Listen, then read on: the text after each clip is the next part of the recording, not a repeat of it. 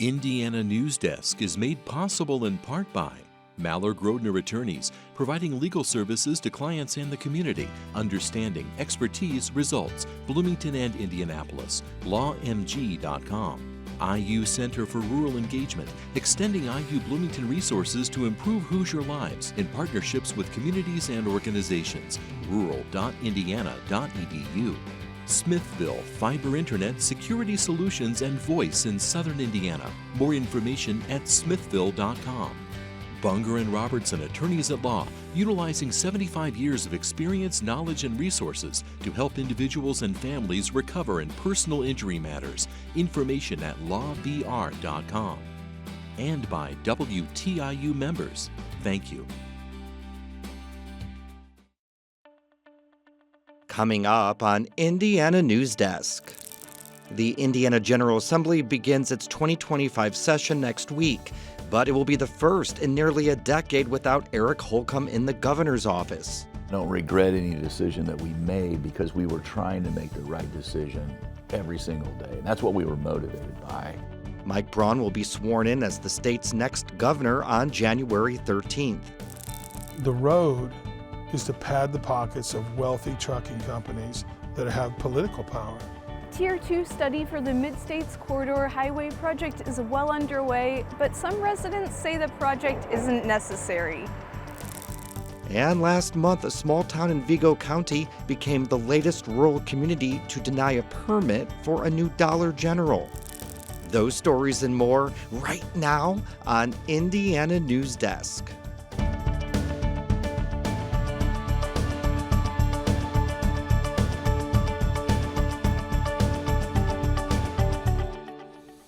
Happy New Year. Welcome to Indiana Newsdesk. I'm Joe Wren. The Indiana General Assembly will convene its 2025 session Wednesday, and while crafting a new two-year budget to finance the state will be a major priority, legislators also hope to tackle issues that affect local communities. Republicans are signaling to local leaders to get on board with issues like renewable energy, which some communities have been resistant to in the past. People that are trying to advocate to put some of these resources into our state probably need to continue to build and work on relationships with those local governments to make sure it's worthwhile for everybody. House Speaker Todd Houston says local governments are important partners, but that any partnership between the state and locals needs to work in both directions. What are you doing in your community to facilitate, whether it be energy, whether it be housing, or any area that kind of development growth? The GOP continues to have a supermajority in both the House and Senate chambers, but for the first time in 8 years, they'll be sending legislation to a new governor's desk. Republican Mike Braun will be sworn in as governor on January 13th, succeeding the term-limited Eric Holcomb. Holcomb, meanwhile, says he hopes he'll be best remembered for a steady approach to leading Indiana as his 8 years in office comes to a close. Holcomb says he understands that not everyone views his time leading the state favorably, but he says he hopes people will think of his calm demeanor. Not too far up, not too far down, focused on the job that we had, not maybe the next job. Holcomb touts Indiana's economic growth during his 8 years, but his economic development strategy has been the subject of much criticism. His critics particularly note what they view as the state's focus on luring large, out-of-state companies to Indiana instead of focusing on existing in-state businesses. Holcomb says there's no truth to that criticism. If you really dig in and look at the facts, what someone would learn is most of the business that goes on is small, medium-sized business. Every single week we're doing these deals. Holcomb says his biggest regrets in office involve support for pregnant Hoosiers and key health metrics. Holcomb tried multiple legislative sessions to pass workplace protections for pregnant people, and while he installed them for state government employees, he could never get enough Republican lawmakers to go along. I wish there was a way that I could have been more persuasive on that front. I wish there was more that we could do to break through, to improve. There's likely no area that Holcomb received more criticism than his handling of the COVID-19 pandemic, but the governor says he has no regrets on that front. I wouldn't have retreated from anything that we did, and I don't regret any decision that we made because we were trying to make the right decision every single day. And that's what we were motivated by. Holcomb says he believes there is a silent majority who appreciated his calm, steady approach to handling the pandemic. For Indiana Newsdesk, I'm Pat Bean. The Indiana Department of Transportation is planning a new highway in the southern part of the state that will bypass Huntingburg and Jasper and connect to I-69. Called the Mid-States Corridor, it's in its second phase of study, which focuses on Dubois County. Bente Boutier has this report. Hi Joe. The corridor is set to connect in the north with I-69 near the Crane Naval Base, a few miles from here, with the express purpose of economic development. Despite the study moving forward, some residents are ready to push back against new highway development in their area. Martin and Dubois County residents gathered at the clubhouse in Jasper on December 5th, largely in opposition to the Mid-States Corridor's second round of study, which started during the summer. Jacob McCoy, a landowner in Martin County, led the meeting. He wants residents in the area to join the newly formed Property Rights Alliance to coalesce their efforts against the highway's planned route. We've identified a need to come together as a group to take control of this issue. The best way to do that is to be unified. The organization is an offshoot of a group formed several years ago, Stop the Mid-States Corridor. To get actual legal questions answered. And the impetus for that primarily was through the Tier 1 study, they weren't coming on our property. Now with the Tier 2 study, they're showing up on our property. Before Thursday's meeting, the Property Rights Alliance had more than 20 members ready to push back on land surveyors for the project going on private property. After the meeting, the group reported nearly 200 members. McCoy found an attorney, Russell Sipes, to represent the residents. He says the group needs funds to support a legal defense to demand the state follow due process before going on residents' land. They want to cite Indiana code that says they have the right to come on our property. But if you read deeper into that code, you see, well, yeah, but there's certain parameters that you have to adhere to. The Tier 1 study of the Mid-States Corridor determined it would follow an approximately 50-mile route north along 231 from Spencer County to I-69 in Greene County. The goals of the project are to build some of the connectivity and access to multimodal transportation. Without a corridor, those goals won't be met. But also, the project provides an opportunity to relieve some of that congestion that you see on 231. The Tier 2 study, launched in July, cuts the Mid-States Corridor into 4 chunks for more detailed analysis. The area being examined now is a 2,000-foot wide path that goes east around Huntingburg and Jasper and extends to Hayesville in Dubois County. INDOT signed a contract with the Lockmuller Group in May for more than $15 million to conduct the study in Dubois County. A public meeting was held in September to share progress and findings. Lockmuller created a community advisory board comprised of business and community leaders.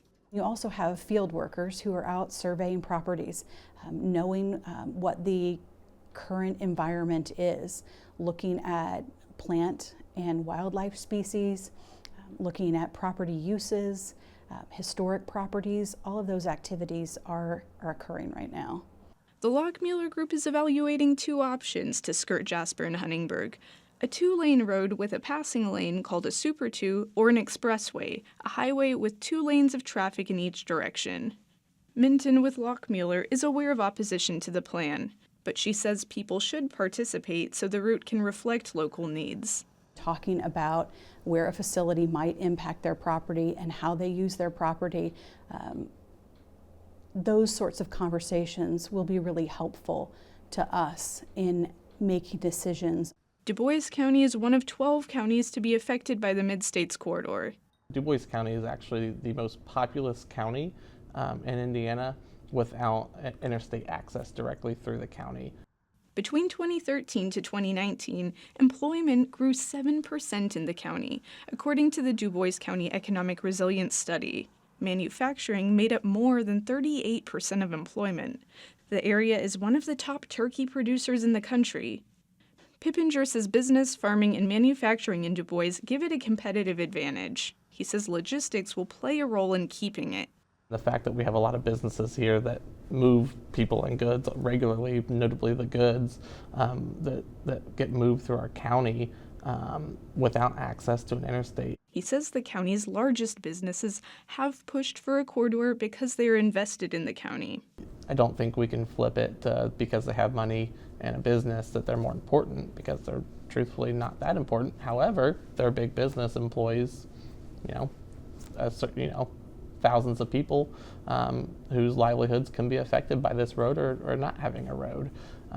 We have to take into account a little bit of that as well. The corridor will affect landowners, but Pippinger says it is necessary for the long-term good of the community. McCoy's land is in the path where the corridor could be built. He says a new route isn't needed. He's skeptical of potential economic benefits and says Lockmueller's desire for public input is insincere. The road is not to increase economic development in Dubois County. The road is to pad the pockets of wealthy trucking companies that have political power. The federal government withdrew its 2004 and 2011 studies for the corridor in 2014. It stated, due to a reevaluation of traffic information, the project is no longer warranted. The room was packed at the clubhouse, but some attendees had concerns over feasibility of noncompliance with land surveyors. McCoy says people may want to see the group gain traction first.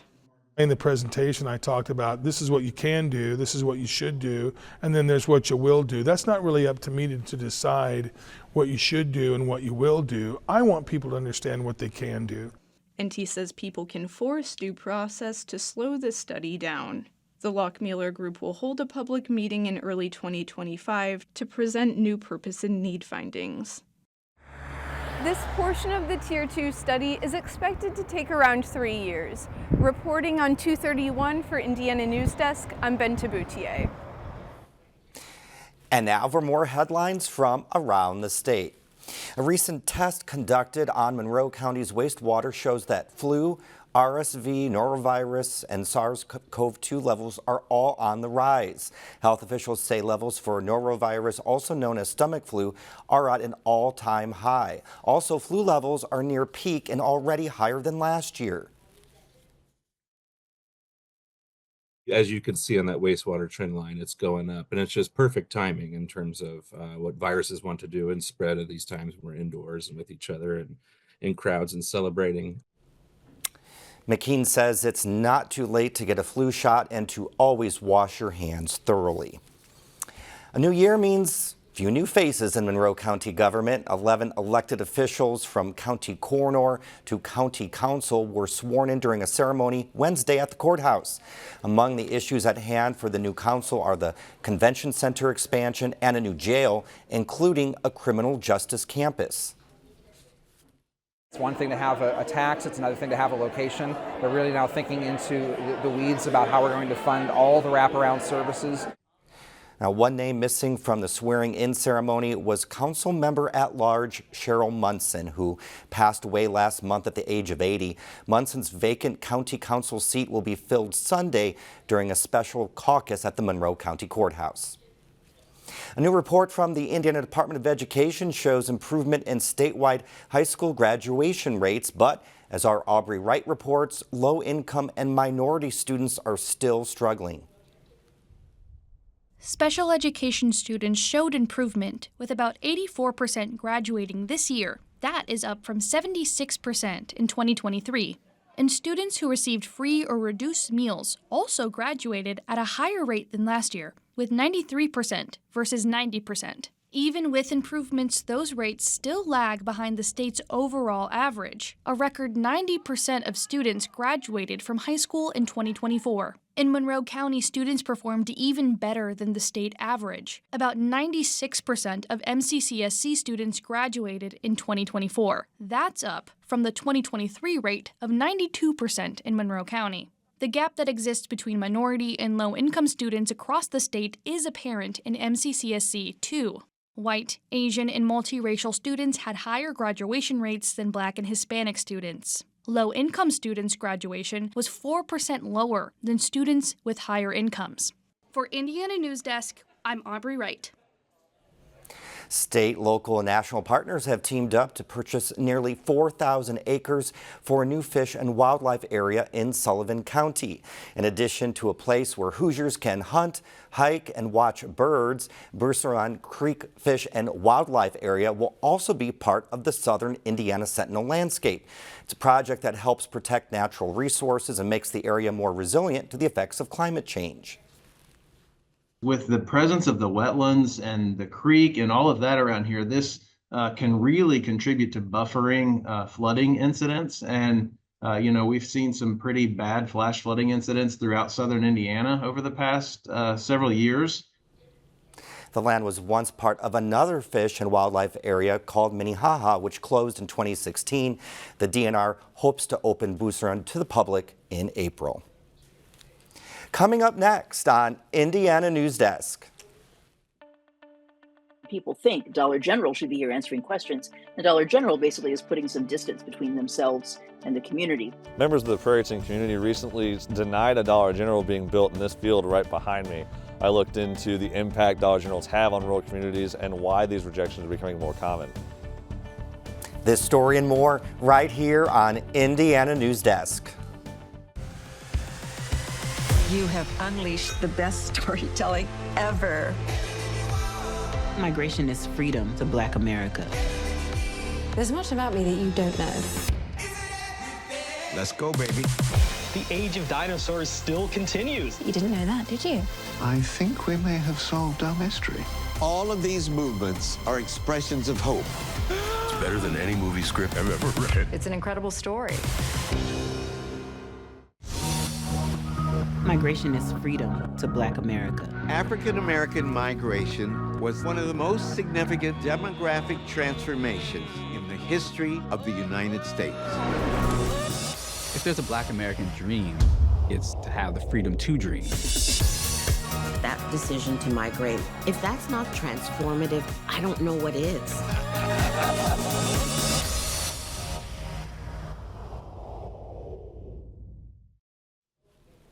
Welcome back to Indiana Newsdesk. Well, a few weeks ago, the town of Prairieton protested a new Dollar General being built in their community. Our Clayton Baumgarth goes a little deeper into the problems the store chain can bring to rural areas and how Prairieton is among several towns in the state to reject them. Right behind me is what was once the purported site of a new Dollar General store here in Prairieton. But thanks to a grassroots movement by the local church and residents, that land will remain private agricultural land. It began when residents spotted signs from Vigo County officials inviting community members to attend an area planning commission meeting. The goal was to rezone a parcel of private agricultural land that sits directly next to the local Methodist church into commercial property. Somebody saw it there on 63 where they're going to put the site, and it just kind of blew up on Facebook. What is this? And then so I said Dollar General. Within a week, the Keep the Prairie and Prairieton group was formed. Their issue? They simply didn't want another Dollar General store in their area. Most of us go to Dollar General once a week, twice a week, but we have a Dollar General 4 miles up the road at Spring Hill and 63, and we have a Dollar General 4 miles east on US 41. They had other qualms too. Concerns about traffic, the fact that alcohol would be sold next to the church, and wanting to use the land for different purposes. There's other things that we could use. That land could be subdivided into residences. We would much prefer to have homes and families. We need houses. The Plan Commission recommended the rezone, but Vigo County commissioners wanted to give residents time to have their concerns answered by a Dollar General representative. So, in the basement of the Methodist Church, around 40 people gathered expecting to speak to a store representative. Instead, the building developer and his attorney spoke and were unable to answer many of their questions.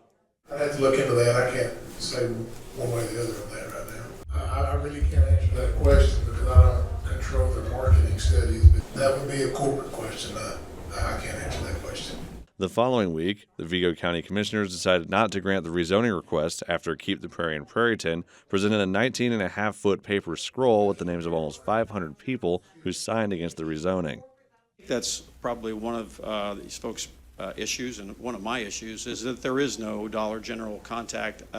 This is a pretty important issue to the people of this community, and I think not having a Dollar General representative here, speaks a lot. As it turns out, events such as this aren't all that uncommon here in Indiana, though it rarely happens as efficiently as it did in Prairieton. In Monroe County in 2022, commissioners denied a property rezone for a new Dollar General on Sample Road after it bounced around the Plan Commission for 6 months.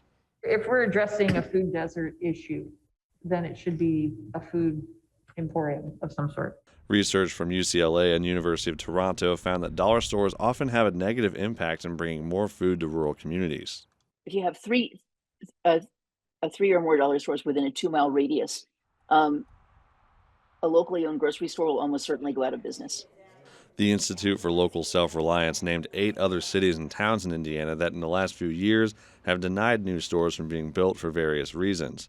Smith says this shows more areas have been emboldened to deny new Dollar General locations. I think it's because people have more experience with them, more exposure to them, and so they've seen, oh yeah, these things do generate a lot of traffic, and they do kind of attract crime, and they do prevent some safety hazards. Smith says that because Dollar General doesn't actually own the buildings they operate in, instead opting to lease from a commercial developer like the Overland Group, they are putting space between themselves and the communities they serve. They're committed to signing a long-term lease with this developer.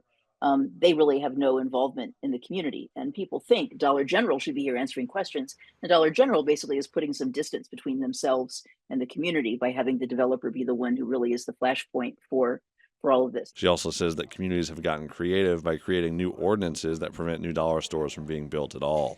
There are communities that even require dollar stores to submit their shelf plan to the city planning office to say, we want to see exactly how much lettuce and exactly how many carrots and exactly what you're offering here.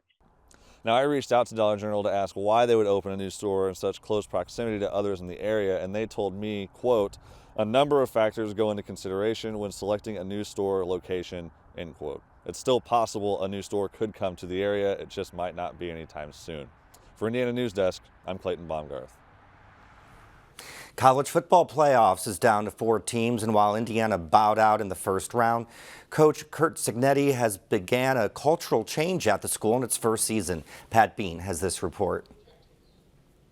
This Indiana football season began like so many, with a half-empty stadium and low expectations. But as the weeks went by and the wins piled up, the Hoosiers became the talk of not only Bloomington, but the nation. They sold out their final 4 home games and finished with their best season in more than a half a century. And while IU lost its opener in the college football playoffs to Notre Dame, making the 12-team field was a testament to the job Curt Cignetti accomplished in his first season as head coach. Packed the stadium, made a lot of people proud, and had a historic season, right? And so set the foundation for, hopefully what's to come. Cignetti built this year's team primarily through the transfer portal, bringing 13 players with him from James Madison and signing veteran quarterback Curtis Rourke from Ohio, who turned out to be one of the nation's best in his lone season at IU. And it's a model he's continuing to follow. The Hoosiers signed Cal quarterback Fernando Mendoza, Maryland running back Roman Henry, and Appalachian State receiver Mekhi Jackson to fill the vacancies on the offense. On defense, IU was able to retain all Big Ten players Mikhail Kamara, Aiden Fisher, and D'Angelo Pons. All came last year from JMU. The Hoosiers also added a pair of linemen and brought back safety Lewis Moore from Ole Miss. Well, everything's about recruiting and development and now retention, right? So every year you got to start over now in college football. It's not quite the NFL, but it's getting close. So you can change a lot of things in a year. While the roster may change year after year, Cignetti is hoping the culture of winning that was instilled this season carries on for many years to come. And it becomes one where just making the college football playoffs isn't the goal, but competing for a national title is. There's goals out there to be accomplished. And but you only have that opportunity because you change the culture, the product, the result, and the expectation level. For Indiana Newsdesk, I'm Pat Bean. And while an official polar plunge was iced out on New Year's Day, Bloomington residents still took to Lake Monroe to start off the new year. The Bloomington Polar Bear Plunge canceled their event Wednesday morning due to a family emergency. But while that meant no t-shirts or hot chocolate, it didn't stop a number of people from taking the leap into the frigid waters at the Paintown State Recreation Area. We have a lot of fun, just being able to start the new year off right with some friends, with some family, just having fun and being cold for the first day. It's worth it. Another polar plunge is set for February 22nd at the Henke Hall of Champions, hosted by Special Olympics Indiana. Every dollar raised will go towards supporting athletes participating in the Special Olympics. Well, this will be our last show from Studio 6 for a while the studio undergoes renovation. We'll bring you Indiana Newsdesk from a studio at the IU Media School. Make sure to pay attention to the weather this weekend. There's a winter storm watch for much of the state through Monday. Bloomington expected to get about 6 inches of snow. That's the end of this program, but our work continues online as we cover the news throughout the week at WTIUnews.org. Have a great weekend.